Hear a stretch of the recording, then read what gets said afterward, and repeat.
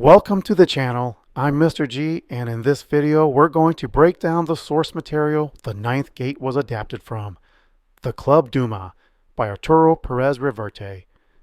Published in 1993, it is a story about a dealer of antiquated books hired to investigate the authenticity of a manuscript. His journey pulls him into a conspiracy of betrayal and murder. Originally written in Spanish, I'm reading the English translation, so please forgive me if I butcher some of the names. The Ninth Gate was an adaptation, and many names and places were changed for the movie. For instance, instead of beginning in New York in the film, it begins in Spain in the book. Dean Corso was Lucas Corso. Leanna Telfer was Leanna Tailfair. Her late husband Andrew was Enrique. And there are others. However, like many novels, there are characters in the book that were left behind in the film.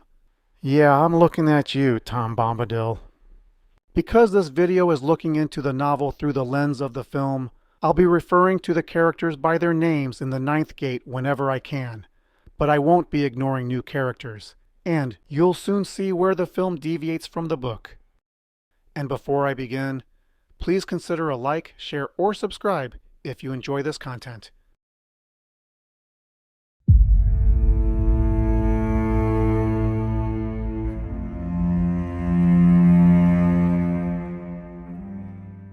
We start with the book's prologue.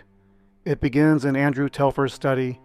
In the book, he's known as Enrique Tailfair and had already taken his final step into the afterlife. The police are in the room and investigating. What they find is a broken vase and Telfer's hands bound in front of his body. This sets a seed in the reader's mind whether this was murder or not.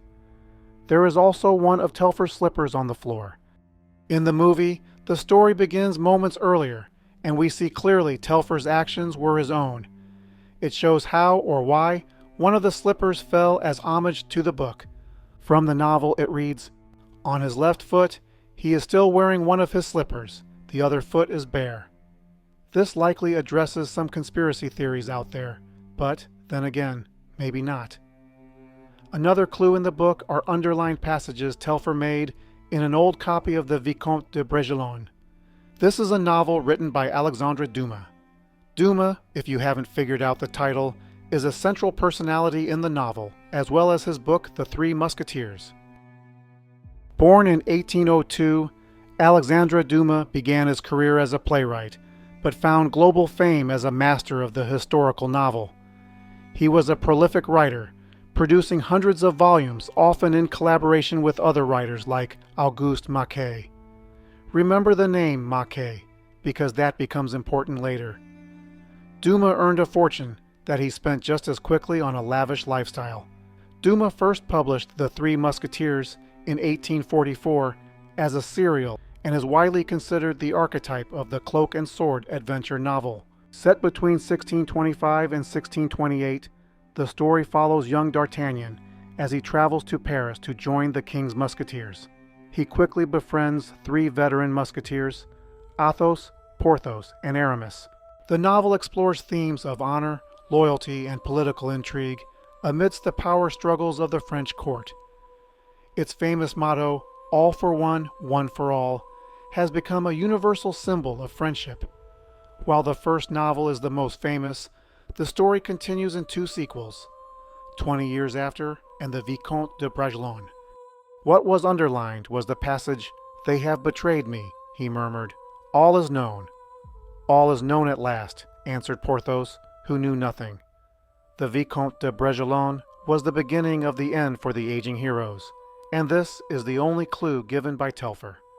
In the movie, we see him writing something, but this was never shared and contributed nothing to the story.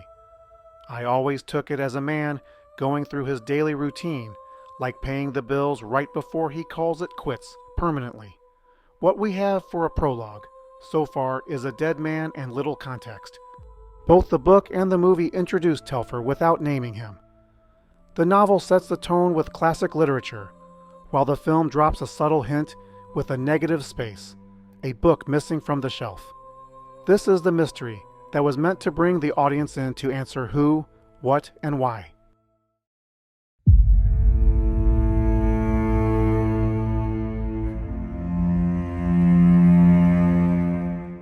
The opening chapter of the Club Dumas is narrated in first person by no other than Boris Balkan. Fans of the film will recognize him as Dean Corso's client, who names a tower after himself. In this universe, Balkan shares that he is a literary critic, author of a few books, and a teacher. He tells the reader that he never met Corso before the events of the book take place, and we'll get into that soon. Balkan describes Lucas Corso as a mercenary of the book world, and someone who would scheme over a Gutenberg Bible. The Ninth Gate introduces Balkan talking to his students. Rather than breaking the fourth wall, he's giving a lecture to his audience within the universe of the film.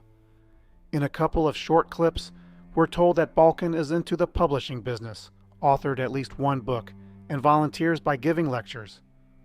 Of books that he sells, naturally. The quip about the Gutenberg Bible is ripped right out of the novel. I'd have bet a brace of Gutenberg Bibles you spent half the night with your eyes peeled.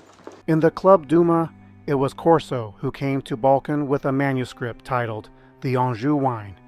The Anjou Wine is the 42nd chapter of the Three Musketeers, and Corso happens to have an early handwritten draft of it.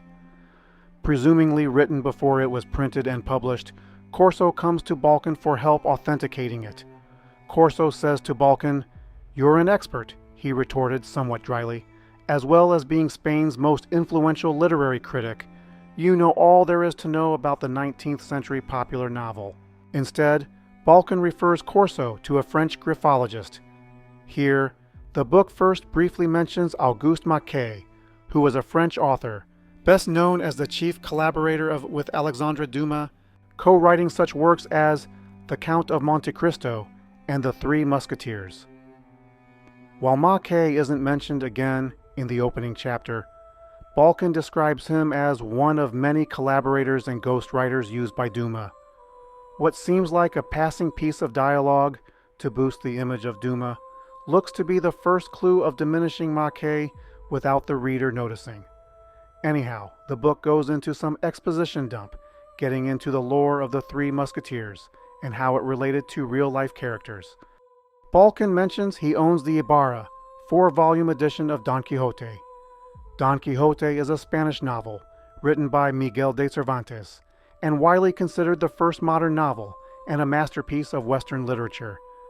We see the 4-volume set in Corso's first scene, where he lifts it from an invalid and his family for $4,200, where in late 2025 it would go anywhere between $10,000 and $20,000. Ibarra Don Quixote 1780, all 4 volumes. Son of a bitch. Balkan also goes into some backstory about Corso's hobby, recreating the Battle of Waterloo with miniatures. I only bring this up because this little personality quirk resurfaces later, and it's not even hinted in the movie. What's most important in the opening half of the chapter is we learn the hanging man from the prologue was Telfer, and he sold the Anjou Wine manuscript to Corso's client. We haven't learned who his client is yet. From Balkan, Corso goes to have drinks with his collaborator, confidant, and friend, Flavio Laponte. We know him as Bernie Ornstein, who is described in the book as a stingy, small-time bookseller. Instead of meeting at Bernie's bookshop, the two meet at a local spot, Makarova's Bar, named after its owner. Their conversation kicks off with a competitor who complained how Corso inflated the value of a client's library. They also took great exception how Corso swindled their Persiles and the Royal Charter of Castile. In the Ninth Gate, this was how Bernie greeted Corso. The accusations came from Witkin, and the books Corso came away with were the 4 volumes of Don Quixote. In the film, we get to see this scene play out, while in the book it's a passing reference. Back to the Club Dumas, Flavio, we'll call him Bernie, and Corso joke. Bernie brings up children he doesn't have. We see this too as they debate the commission over a Swiss client. The Swiss was my client. No deal. 15 for my children's sake. You don't have any children. I'm still young, give me time. With little fanfare, we learn that Bernie is the owner of the Anjou Wine manuscript. He bought it from Telfer, who Bernie has been selling old newspaper serials to. While Telfer guaranteed its authenticity, He insisted Bernie get an expert opinion, then sell it immediately. Bernie also mentions how attractive Liana is. Unlike the film, in the book Bernie and Liana have met. We learn Telfer died 4 days after selling the manuscript, and he wanted a big story to come out of its sale. We won't realize it yet, but this mystery won't be answered until much later. Once again, Reverte puts more doubt into Telfer's death in the reader's minds. However, Makarova's bar isn't just a place for Corso and Bernie to share a drink. It's the place where we're introduced to a second plot. Corso is hired by Varo Borja, Spain's leading book dealer. This is where the 9 gates of the Kingdom of Shadows is first mentioned. Corso shares that he's going to Sintra. Sintra is also a location found in the 9th gate. Here, the two go over the history and the current whereabouts of the 3 known surviving copies of the book. One in Paris, owned by a baroness, the second in Sintra, who is Victor Fargas, and the third also in Sintra, owned by Borja. This is similar to the film where Corso discusses the book with Balkan and he takes the copy with him from there. Corso's plan is to go to Paris, have Varo Borja pay for it, and meet up with the graphologist to look at the Anjou Wine. If you're a fan of the film, this is where you will see a second plotline told in the book that didn't exist in the movie. Corso's last words in Chapter 1 shows a side of his misanthropic personality. Bars and cemeteries are full of good friends.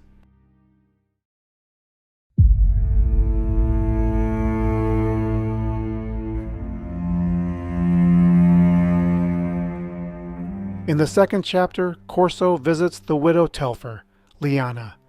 What we read in the book is parallel to what we see in the film. Corso pays Balkan a visit over a manuscript. They share some history and lore, and Corso goes straight to Liana with questions. Her place is a palace converted into luxury apartments. Liana is dressed in black. After noticing how attractive she is, Corso shows Liana the Anjou Wine for her inspection. This was where Liana labeled Corso a book detective. Is this your job? Authenticating rare books? And tracking them down, yes. You're a book detective. Like the film, Liana plays coy and is not too honest. However, I inferred that Liana was more surprised that Corso was in possession of the manuscript, rather than it's not in her husband's library. Liana takes Corso into her husband's library to show Andrew's collection of over 2,000 books. This is where we learn how Telfer made his money, in the publication of cookbooks. While this wasn't raised in the film, it makes sense that Telfer was in a similar line of work as Balkan and implied just as wealthy. What is different from the film and something crucial to the novel is what was taking Telfer's time days before his death. Telfer was writing his own novel, titled The Dead Man's Hand. What was Liana's opinion? It was terrible. Liana continues, telling Corso, during his last week he was hostile and depressed. He hardly left the study. Corso boldly asks about Telfer's expiration, and Liana explains her husband left no note. Liana explains, he decided to spare himself the effort. No explanation, not even a few words, nothing. Because of his selfishness, I've had to answer a lot of questions from an examining magistrate and several policemen. Going back to the film, there's no help from the source material of what Telfer was scribbling about. When Corso's conversation takes a dark turn, his time with Liana is over.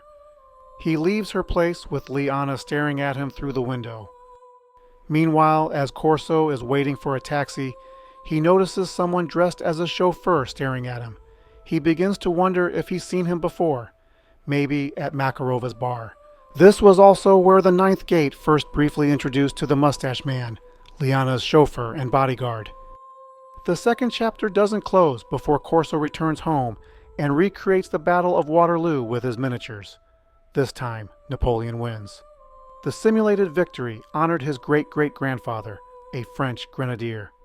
After waking up Bernie in the middle of the night with a phone call telling him about his game, Corso begins reminiscing about an old love, Nikon, an ex-girlfriend and a recurring character Corso thinks about. She never makes an appearance and is described more as a ghost in the book. Nikon was the only person who called Corso by his first name. In the book, it's Lucas, In the Ninth Gate screenplay, it's Bob. In the film, it's Dean. Corso introduces himself as Dean at least twice, once with Fargus and again to Kessler's chief of staff. I'm not sure if anyone had called him by his first name in the film. This may be a deliberate character trait carried over into the movie. The chapter closes with Corso's thoughts, an abstract blend of his game of Waterloo with the game of life. Corso knew better than anyone that an itinerant, clear-headed soldier could still choose his battlefield and get his wages, standing guard alongside ghosts of paper and leather amidst the hangover from 1,000 failures.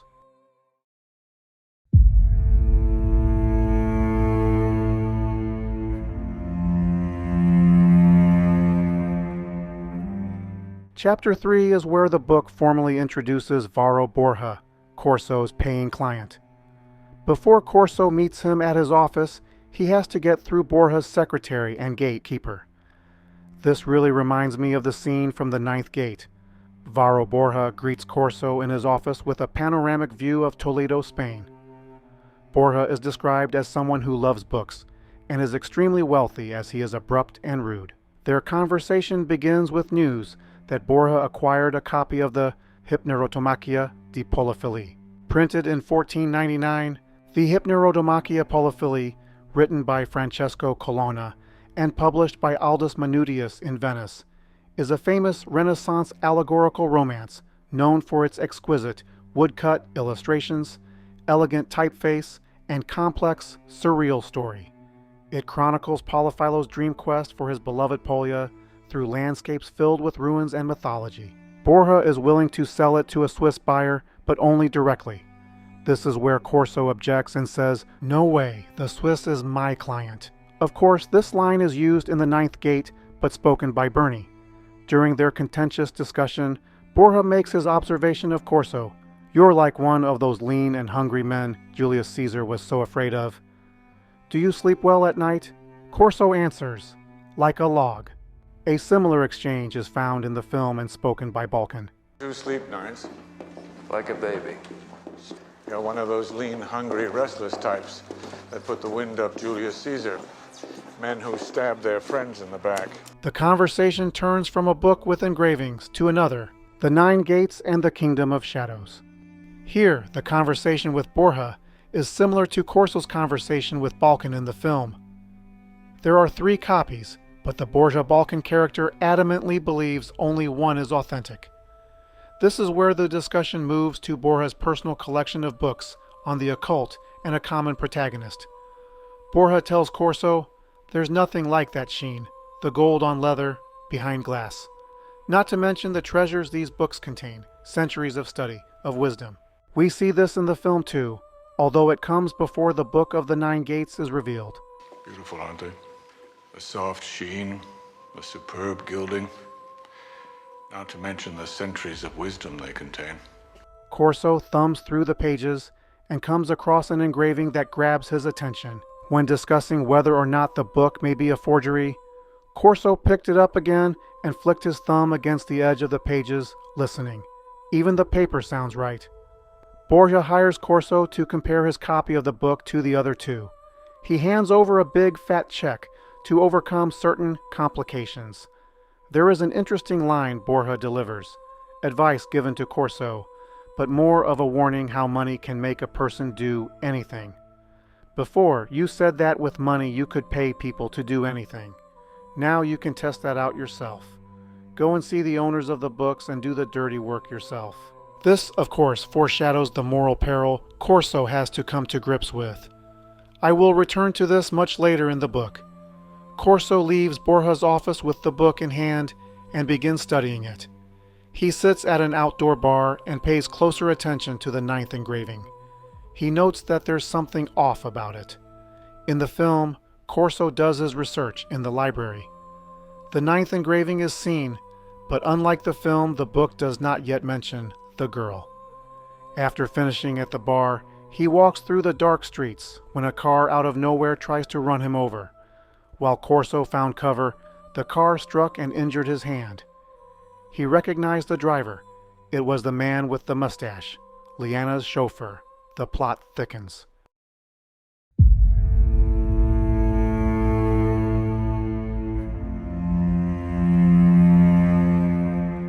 We come to the fourth chapter, where a book can take the time to tell its story when a movie can't or even shouldn't.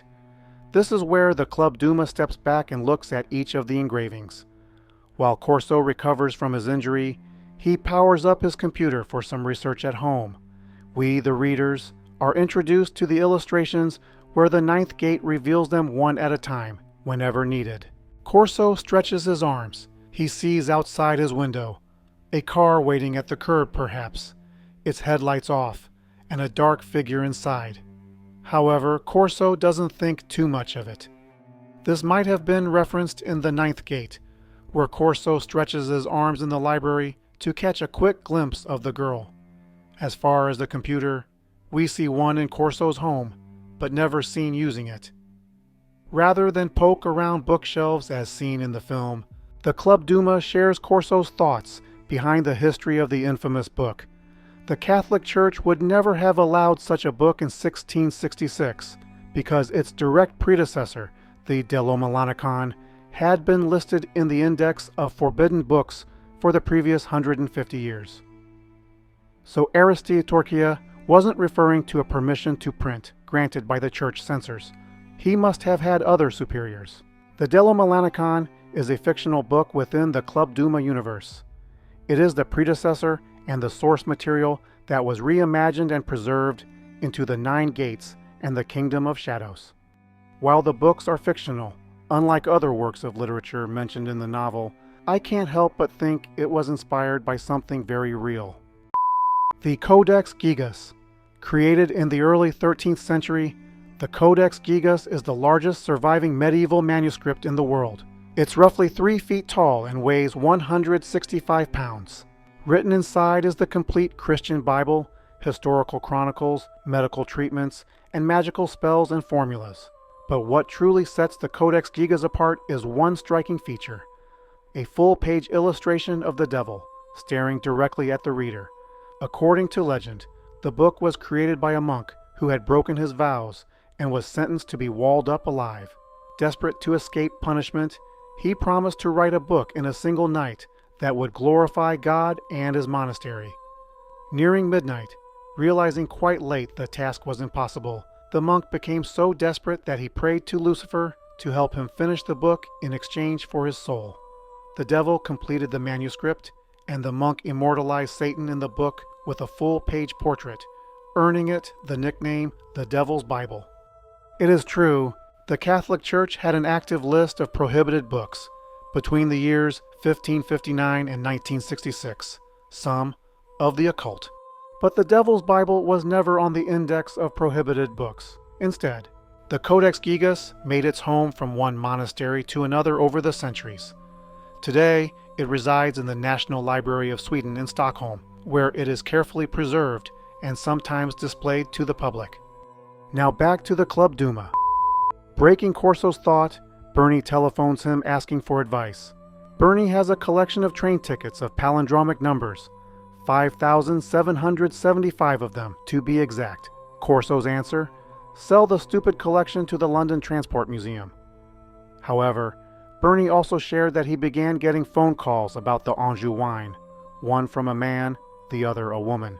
Corso confesses to Bernie he told Liana the Anjou Wine was sold to him.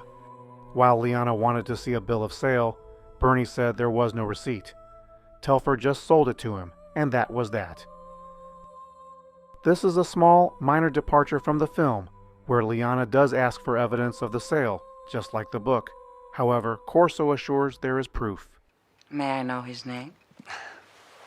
I'm afraid that's confidential. I suppose he has a bill of sale. No problem there. After the phone call, the book goes into the history of Dumas, Auguste Maquet, the Three Musketeers, and its characters. Corso comes across a passage from the Three Musketeers novel. A man of 40 to 45 years of age, with black piercing eyes, a pale complexion, a strongly pronounced nose, and a perfectly trimmed black mustache. A character from the book described the Cardinal's sinister agent and D'Artagnan's enemy, a character that, by coincidence, described Liana's chauffeur. Corso's mysterious stranger now has a name. His name is Rochefort. This concludes the first 4 chapters of the Club Dumas. where I'm breaking down the book versus the film, The Ninth Gate. Look for the next installment here when it's ready. Until then, you may see something else that the algorithm guessed you like. This is Mr. G of Synergy saying, thanks for watching.